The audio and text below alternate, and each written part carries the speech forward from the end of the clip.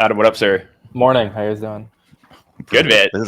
Let's go.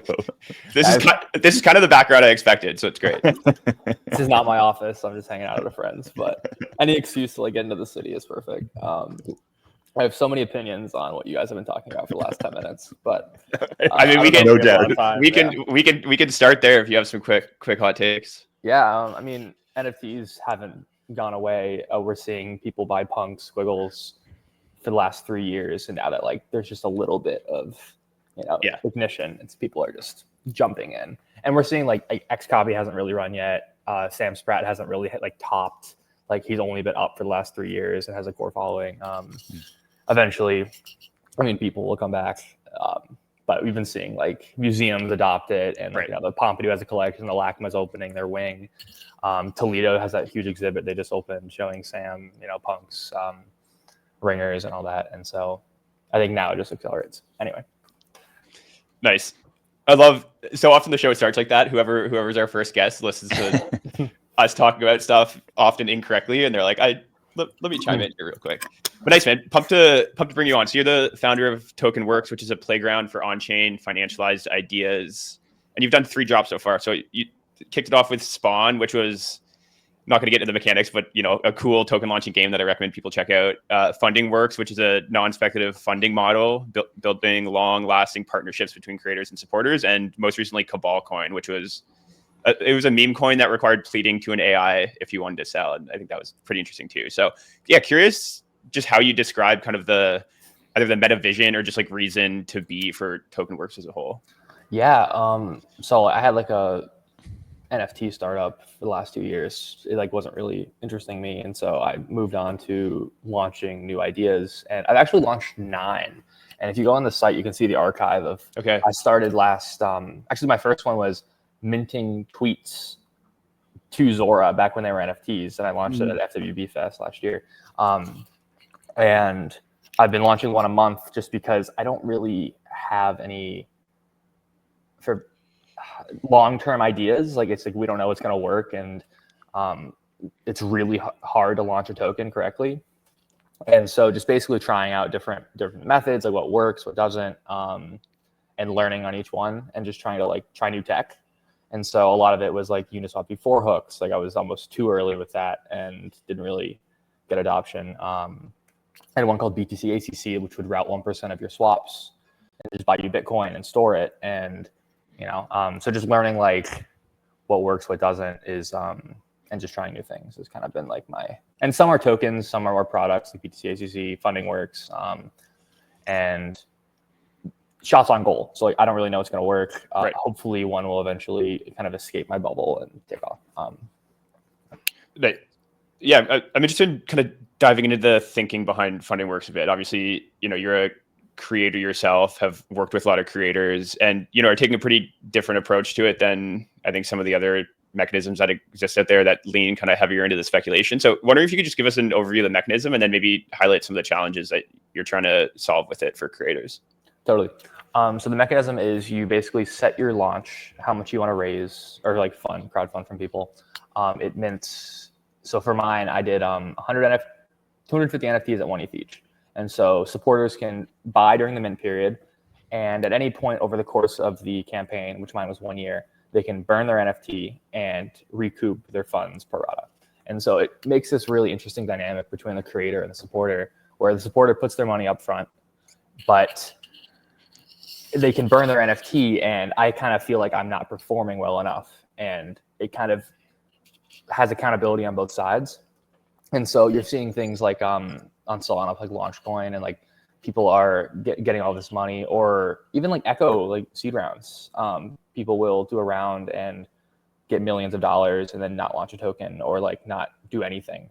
And so it kind of pushes back and gives supporters more power as well. And I really feel it as a creator who launched on it. Is every time I see someone burn, I'm they're getting back now 0.8 ETH after 2 months, but that's $20 or $2,500 right now, and I feel fuck, I really that would have been nice money to have. And so I'm what am I doing wrong? It feels like there's a slight fire to perform. and there's no strings attached. Like it's really just to support me and my ideas, and so there's no expectation of return or anything like that. But yeah, I mean, after 2 months, they minted out 1 ETH for 250 ETH total. 66 people have burned, which is like to be expected. Like people didn't really know what they were buying. They're also soul bound, which is really important. And so you can't buy it and then people speculate on a secondary market because, if with a proof pass, great, buy at 1 ETH each. But like if you're the guy who bought it at 40, you now expect Kevin Rose to provide 40 ETH of value. Like it or not, you expect Kevin Rose to provide 40 ETH of value, and that's just not possible. And so it's realistic speculation and keeps expectations low. Well, I think that speculation piece is really interesting because there is a clear trade-off. And if you talk about Believe and maybe even Zora or the history of Zora, there's sort of this chasing of demand, I guess, right? Like the hard part was finding demand for those 1155s or like the bid on the token. And so what we've come through is this era of really leaning into serving the speculators at the earliest stages, right? So Believe is it's a meme coin basically, and you're earning from fees. And Zora, I think, has again iterated to a point where there's really trying to create that base level demand and have that funnel up to something that maybe people are more confident in speculating on over the long term. And so it seems like, are we like in this sort of trilemma where you really have to choose which master to serve here? Because I think, and I'm curious about, do we think more people are going to go make this trade-off? Because I don't know if you could share some stats around TokenWorks, but it feels like probably the scale of launches and excitement around something like a Believe, where people get to have that early speculative demand, really serving those early user or early believers, if you will, first has been really key to their success. But maybe we've seen some of like the challenges as that hype has maybe been a little bit overblown. Yeah, I mean, so for FundingWorks, I've only launched, it's still in like allow list phase. Like I only launched mine to see like if it would even work at all and people would buy it. And then I had a friend, Young Weekend, he used to work at Manifold, and he now does his own art practice and like helps a lot of artists behind the scenes. He launched his as like a way to keep going and like keep working for artists. And he didn't sell out, but like, again, there's no strings attached. And so it's like any mints are great. But I think an important distinction is with Zora and Believe, like, a lot of the money isn't going to the creator. Like they're getting trading fees, which is great. I mean, that's how I make most of my money on my projects, is I have a token tax and 3%, 2%, depending on what the product is. So there is value there. It's just with a lot of these products, the money isn't going to the creator. It's going to the mercenary that's sniping the token. Even with like Brian Armstrong did a post and everyone's like, oh, like Brian just made a coin. And like, it just, $1 million went from supporters to snipers. And like, I'm sure like some money he doesn't need the money, but like if that was someone else, it would be nice for that $1 million to actually go to the creator. And so it's nice to have a little carrot, and like FundingWorks might not even have enough of a carrot because it's such a long-term thing, but you're going to have people that are buying the top of these things and they're going to be pissed. And that anger isn't going to be at Zora. It's not going to be at the base app. It's going to be at the underground rapper that decided to use Zora for the first time, and now they feel like they stole their money. And it's like, it's not what happened, but we've just seen that time and time again, and that's kind of like the psychology behind it. And so it's nice to have alternatives of ways that creators can also, raise capital. How are you thinking about adding more of a carrot? If you are like, what would a little more of a carrot look like? Is it, a token gets kind of default launched after some milestone is reached or after the funding ends or something? Like, I went back and forth, and I talked. I don't know if you know Zaring. He Base Paint. Yes. Yeah. And he helped me with this model as well. And it was just kind of like, you could add a token, and originally the idea was like a token on Uniswap before that.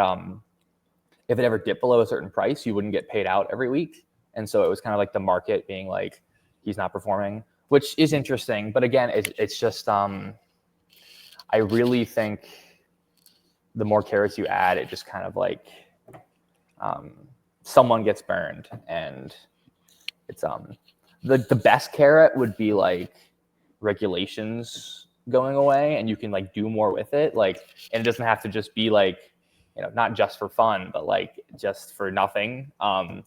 But until that happens, it's kind of just like, thanks for supporting me. I'm launching all these cool projects. I'm gonna try to like include you in them in any way I can, and like, you know, play positive some games. But like, at the end of the day, there is no like obligation for a financial return, and that kind of just in this, everyone just kind of turn their brain off. Like, no, I'm not interested. Like, why would I mint this? And so, but if you like think a little bigger, it's, you know, you never know what'll happen. So you have played with some more mimetic type of tokens. So I'm curious what your takeaways from Spawn or Cabal Coin.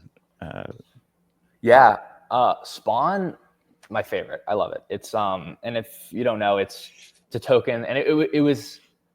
I was pissed at Base and Zora, and so I launched it. And basically, it's you buy every token. Every time you buy the token or buy or sell it, it launches a new token with a higher creator fee, and then eventually goes to 99%. And you can make this huge map of like buys and sells, and it's kind of like a visual artwork as well. And so just like I'm trying to do things that people aren't doing, and bringing it back to like, you know, these tokens are powerful and they can do really cool things, and they're not just exchanges of value. Like, we don't just have to like buy and sell it. Like, you can do stuff on the token level.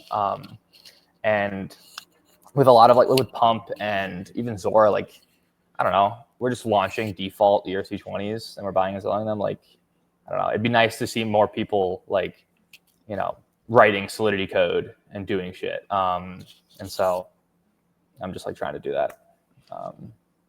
Nice. And what? Yeah, maybe last question before we let you go. What's exciting you across the space right now? I assume it's not RWAs and stocks on chain. Yeah, it's there's a project called Zam by Zoros. That's Nice. a Let's new go. like, yeah, router and AMM. It's pretty awesome. L1 Life. There's a project also on L1 called Sir, which is like leverage trading, but you only pay when you enter the position. They had a hack that was a pretty sophisticated one, but they just relaunched.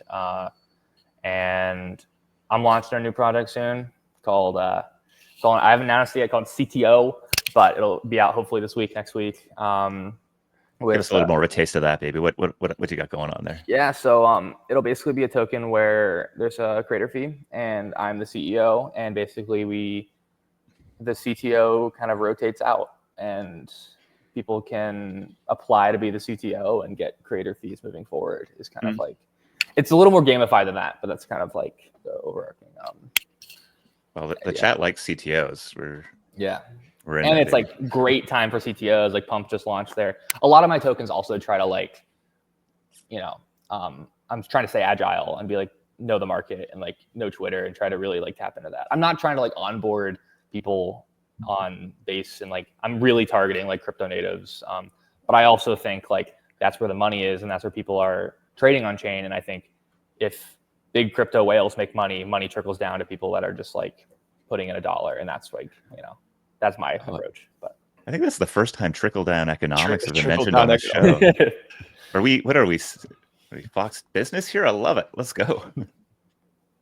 Cool, man. Well, looking forward to that. Definitely shoot us a link when you launch that. I think it's funny to watch these, you know, these eras. You sort of feel like maybe the cycle's passed us by, but we just continue to come back into the spaces where I think people are energized and looking for something novel out there. And I just continue to believe that it's the folks that are building in the edges of crypto that are going to, you know, build the next thing that sort of breaks through and captures that right mix of weirdness along with potential to really get people excited. So yeah, I mean, lots more we could get into, man, but thanks for hopping on with us today, Adam. Awesome. And Thank you so much. Best of luck in your upcoming launch. Awesome. All right, I'll see you guys need some art for those walls? I know a couple of guys. I could pass it around. It's I know it's empty. It's 5-floor walk up. Horrible. I could never work here. It's like, it's like 95 effort to get to work. Nasty. Yeah. I'm never coming back. All right. I'll see you Adam. Cheers. Peace, man.